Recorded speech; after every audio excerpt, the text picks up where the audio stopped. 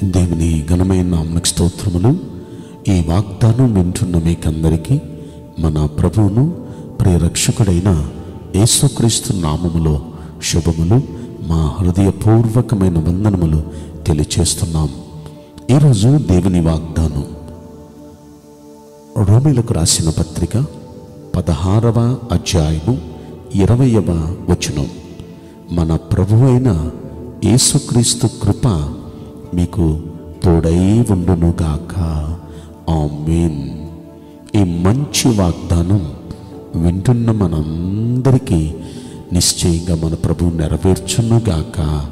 ఆమేన్. ప్రియ దైవ జనాంగమా, మన ప్రభువైన యేసుక్రీస్తు కృప ఈరోజు నీ వాగ్దానం వింటున్న మీకందరికీ తోడుగా ఉండునుగాక. నిజంగా యేసయ్య కృప మనకు తోడుగా ఉంటే ఎంత బాగుండునండి. ఆయన కృప మనకు తోడుగా ఉంటే అద్భుతంగా ఉంటుంది. మోషే భక్తుడు ప్రతిరోజు ఉదయమే లేచి దేవుని పాదాల దగ్గర ప్రార్థన చేస్తున్నాడు.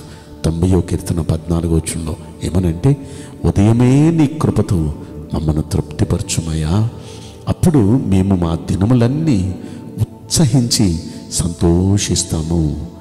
బ్రతికినంత కాలం ప్రతిరోజు ఉత్సాహంగా సంతోషంగా మనం ఉండాలి అంటే ఆయన కృప మనకు తోడుగా ఉండాలి. మోషే అదే అడుగుతాడు, ప్రతిరోజు నీ కృప మాకు తోడుగా ఉంచయ్యా, నీ కృప తోడుగా ఉంటేనే మేము ఉత్సాహంగా సంతోషంగా మేము ఉండగలమయ్యా. కనుక ఈ రోజున అలా ఉండాలి అని ఎవరికి ఉండదో చెప్పండి. ఉన్న ప్రతిరోజు ఉత్సాహంగా ఉల్లాసంగా సంతోషంగా బ్రతకాలని అందరికీ ఉంటుంది. కానీ మనకున్న బలహీనతలు మనల్ని కృంగతీస్తూ ఉంటాయి, మనకున్న ఆర్థిక ఇబ్బందులు మనల్ని కృంగతీస్తూ ఉంటాయి, మనకున్న కుటుంబ సమస్యలు మనల్ని కృంగతీస్తూ ఉంటాయి. మన సంతోషం అంతా భంగపరుస్తూ ఉంటుంది, మన ఆనందం అంతా భంగపరుస్తూ ఉంటుంది. అవి ఏమీ లేకుండా ఉంటేనేగా ఉత్సాహంగా సంతోషంగా మనం ఉండగలం. మన దేవుని కృప వాటన్నిటిని మనకు దూరం చేస్తుంది, వాటన్నిటిని జయించే శక్తి సామర్థ్యం ఇస్తుంది.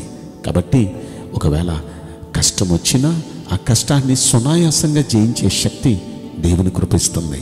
అనారోగ్యం వచ్చినా వెంటనే స్వస్థతనిచ్చి ఆనందంగా, అంటే అనారోగ్యం రానివ్వండి, ఆర్థిక ఇబ్బందులు రానివ్వండి, కుటుంబ సమస్యలు ఏదైనా రానివ్వండి, దేవుని కృప మనకు తోడుగా ఉంటే వాటన్నిటిపైన అత్యధికమైన విజయం ఇచ్చి ప్రతి దినము ఉత్సాహంగా సంతోషంగా ఉండే భాగ్యం ఇస్తాడుగా దేవుడు.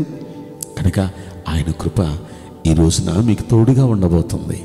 రెండో మాట, దేవుని కృప ఉంటే ఎలా ఉంటుంది? హెబ్రీయులకు రాసిన పత్రిక 4వ అధ్యాయంలో 16వ వచనంలో అపోస్తలుడైన పౌలు గారు అక్కడ ఒక చక్కని మాట చెప్తారు. మనము కనికరించబడి సమయోచితమైన సహాయం కొరకు కృప పొందినట్లు ధైర్యముతో కృపాసనమునొద్దకు చేరుదుము అని. కృపాసనం దగ్గరికి అంటే దేవుని పాదాల దగ్గరికి చేరదాం. దేనికోసం? మనం ఆయన చేత కనికరించబడాలన్నా, సమయోచితమైన సహాయం మనం పొందాలన్నా కృప పొందాలిగా. ఇప్పుడు కృప పొందాలంటే దేవుని కృపాసనం దగ్గరికి వద్దాం. అంటే ఇందులో మనం నేర్చుకునే రెండో పాఠం ఏంటంటే, కృప పొందితే సమయోచితమైన సహాయం మనకు దొరుకుతుంది. అంటే ఏ సమయానికి ఏది అవసరమో ఆ సమయానికి అవసరత తీరుతుంది.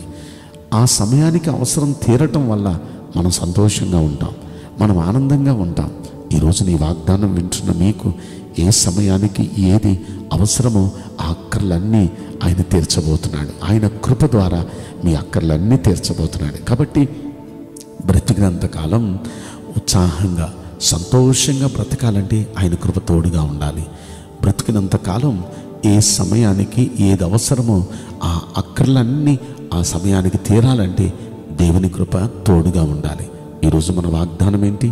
మన ప్రభు అయిన యేసుక్రీస్తు కృప మీకు తోడై ఉండునుగాక.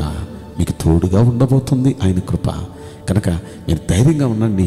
ఈ రెండు కార్యాలు మీ జీవితంలో ప్రభు జరిగించి నోటి నిండా నవ్వించి ఎప్పుడు ఉత్సాహంగా సంతోషంగా ఆనందంగా ఉండే భాగ్యం మీలో ప్రతి వ్యక్తికి దేవుని కృప అనుగ్రహించబోతున్నారు.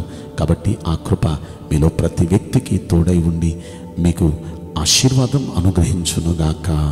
ఆమేన్. నేను మీకోసం ప్రార్థన చేయబోతున్నాను. పరిశుద్ధుడా, ప్రేమగల యేసురాజా, మీ పరిశుద్ధ బంగారు పవిత్రమైన నామమునకు నిండు మనసుతో కోట్ల కొలదిగా స్తుతులు స్తోత్రములు వందనాలు చెల్లిస్తున్నాం. ఈ వాగ్దానం వింటున్న ప్రియుల జీవితంలో దయచేసి ఈ వాగ్దానం నెరవేర్చి కృప చూపించండి అయ్యా. మీ కృప తోడుగా ఉంచుతానన్నారు. వింటున్న ప్రతి వ్యక్తికి మీ కృప తోడుగా ఉంచి ఈ వాగ్దానం నెరవేర్చమని ఈ కొద్ది మనవులు నజరుడైన యేసుక్రీస్తు ప్రశస్తమైన నామంలో మిక్కిలి వినయముతో ప్రార్థించి బ్రతిమలాడి వేడుకుంటున్నాం ప్రియ పరలోకపు తండ్రి. ఆమేన్. May God bless you all. Thank you.